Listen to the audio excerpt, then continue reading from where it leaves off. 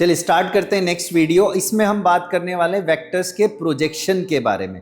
देखिए, वेक्टर्स की दुनिया में, वेक्टर्स की पढ़ाई में, वेक्टर्स के सेट में कहीं भी डिस्टेंस का फॉर्मूला नहीं होता। तो यही फिजिकल सिग्निफिकेंस है डॉट प्रोडक्ट का। किसी ने डॉट प्रोडक्ट बनाया तो क्यों बनाया? कुछ काम होगा, कुछ उसने आसान करके दिखाया होगा। तो उसने यही काम आसान किया कि उसने डिस्टेंसेस को निकाल कर दिखा दिया थ्रू प्रोजेक्शंस। वेक्टर में उसने प्रोजेक्शन के थ्रू ही डिस्टेंसेस को मेजर कर दिया। ठीक है, तो देखिए डिस्कस कर लेते हैं प्रोजेक्शन क्या होते हैं और डॉट प्रोडक्ट से क्या लिंक है उनका। और प्रोजेक्शन और प्रोजेक्शन वेक्टर दोनों अलग अलग चीजें हैं।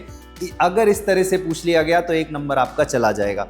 तो चलिए ध्यान दीजिए, मान लेते हैं ये एक वेक्टर है ए वेक्टर और ये दूसरा वेक्टर है बी वेक्टर। प्रोजेक्शन का मतलब क्या है? शैडो। एक तरीके से एक वेक्टर का जो स्टार्टिंग और एंडिंग पॉइंट है, इनिशियल और टर्मिनल पॉइंट है, वहां से परपेंडिकुलर्स डालने आपको दूसरे वेक्टर पे, और जितनी लेंथ आ रही है, जितनी शैडो आ रही है, वो लेंथ मेजर आउट करनी है। तो अगर मैं इस वाले वेक्टर के लोअर एंड से डालूं तो ये तो ऑलरेडी मीट कर रहा है, और अपर एंड से डालूं तो वो ये परपेंडिकुलर आ गया। यहां से लेकर यहां तक की जो लेंथ है, ये जो हमने पिंक कलर से दिखाई है, ये जो लेंथ है ये कहलाती है प्रोजेक्शन। ये जो लेंथ है, इस लेंथ को ही प्रोजेक्शन बोलते हैं। किसकी प्रोजेक्शन? ए वेक्टर की प्रोजेक्शन ऑन बी वेक्टर। तो ये ए वेक्टर की प्रोजेक्शन है किस पर? बी वेक्टर के ऊपर। तो ये लेंथ हमको मेजर करनी है। तो सिंपल बेसिक ट्रिग्नोमेट्री हम यूज कर रहे हैं। ए बी सी मान लेते हैं, ट्राइंगल है ए बी सी। और अब आप आराम से मुझे बताइए, ये एंगल अगर थीटा है, आपको पता है वेक्टर्स में एंगल कैसे लेते हैं? जब दोनों की टेल ज्वाइंट हो। देख लीजिए, इस वाले वेक्टर की भी टेल है, इस वाले वेक्टर की भी टेल है, दोनों की टेल ज्वाइंट होनी चाहिए, को इनिशियल होने चाहिए, तभी उनके बीच जो बनने वाला एंगल है उसको हम क्या बोलते हैं? वेक्टर का एंगल बोलते हैं। ठीक, अब जरा ध्यान दीजिए, मुझे बताइए व्हाट इज कॉस थीटा। यहां पर कॉस थीटा क्या होगा? कॉस थीटा होता है बेस अपॉन हाइपोटेन्यूज। तो बेस हो गया A B and hypotenuse is A C. Now what is A B? ये ए बी तो मुझे फाइंड करनी है, यही तो मेरी प्रोजेक्शन है। एंड व्हाट इज ए सी? ए से लेकर सी तक की लेंथ क्या होगी? आपको पता है वेक्टर का जो मैग्नीट्यूड है वही लेंथ होती है। तो ए मैग्नीट्यूड ही यहां पर लेंथ होगी। यहां से आप ए बी की वैल्यू निकाल लीजिए। तो क्या आ गई ए बी की वैल्यू? So this is our projection. A B is equals to A vector magnitude cos theta. अब हम क्या करेंगे? इसको डॉट प्रोडक्ट से लिंक करने के लिए बी वेक्टर के मैग्नीट्यूड से मल्टीप्लाई एंड डिवाइड कर देंगे। अब देखिए न्यूमरेटर क्या बना? A vector magnitude B vector magnitude cos theta. So this is A vector dot B vector divided by B vector magnitude. इसी को बोलते हैं प्रोजेक्शन। यही वैल्यू हमको बताती है projection of A vector on B vector.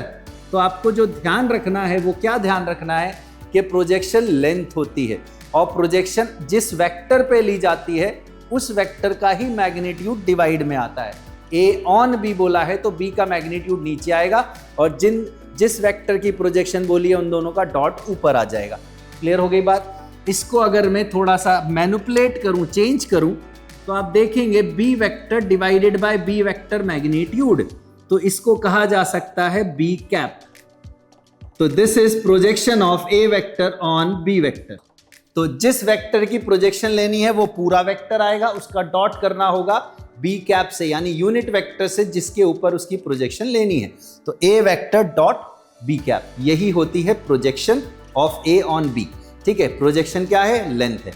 अगर किसी ने पूछा मुझे प्रोजेक्शन के साथ साथ प्रोजेक्शन वेक्टर बताओ, या बोल दिया प्रोजेक्शन वेक्टर फाइंड करो, तो आपको पता है वेक्टर में दो चीजें होती है, एक उसका मैग्नीट्यूड और एक डायरेक्शन। तो मैग्नीट्यूड तो मुझे मिल गया प्रोजेक्शन का, दिस इज द प्रोजेक्शन। इसका मैग्नीट्यूड मेरे पास है, इसकी वैल्यू मेरे पास है, इसकी लेंथ मेरे पास है। क्या है इसकी length? A dot B divide by B magnitude. अब इसको डायरेक्शन से और इंटू करना पड़ेगा, तब मिलेगा प्रोजेक्शन वेक्टर। ये किसकी डायरेक्शन में है? अरे ये तो बी की डायरेक्शन है, और बी की डायरेक्शन का मतलब होता है बी कैप। डायरेक्शन का मतलब है यूनिट वेक्टर। यूनिट वेक्टर ही डायरेक्शन के लिए रिस्पॉन्सिबल होता है, और ये लेंथ है, ये वेक्टर है, तो बीच में कोई भी साइन कभी भी नहीं देना।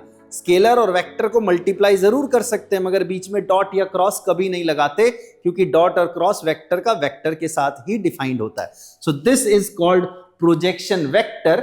And this alone is called projection. तो ये दोनों बातें दिमाग में बिठा लीजिएगा। चलिए मिलते हैं आपसे नेक्स्ट वीडियो में। मेरा नाम है डॉक्टर दीपक मलिक।